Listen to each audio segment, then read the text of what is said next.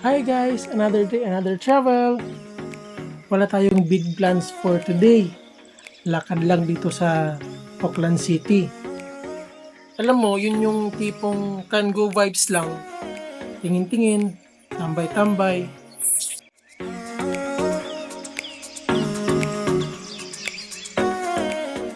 Guys, ito pala yung train station nila. Wow. Diba? Parang hindi train station. Para siyang palasyo. Ito pala yung Queen Street. Ito yung most luxurious street dito sa New Zealand. Lahat ng branded na mga gamit like Lululemon, Dior, Ask, Boss, lahat nandito. Diba? Yun.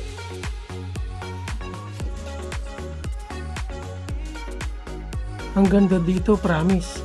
Malinis, tahimik, tapos kahit mag-isa ka lang, safe pa rin. Kung may time ka, pumunta ka dito sa Queen Street. Dito ang heart ng Auckland.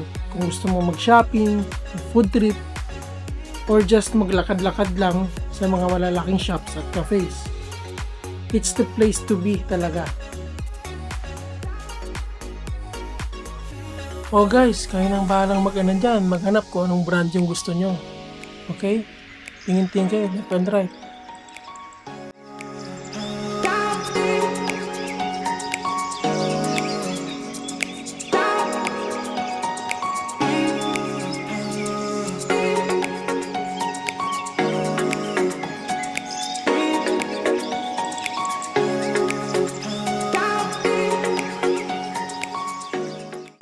Guys, dito kami sa Auckland City, mismo center Gantong oras pa lang, ganito na yung papakita ko sa inyo.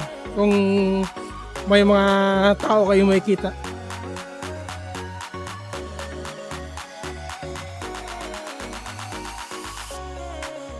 Guys, ganito po ang New Zealand pag gabi 8 o'clock pa lang in the evening.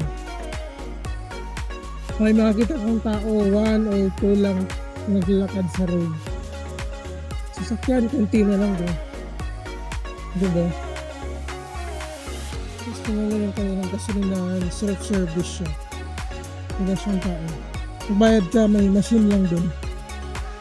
Yun. Kung tao doon lang sa store. Guys, ito yung mall pag gabi Yung yan ang sarado. Diba? Supermarket lang dito yung bukas pero hanggang 10 lang siya. Sarado. Sarado din.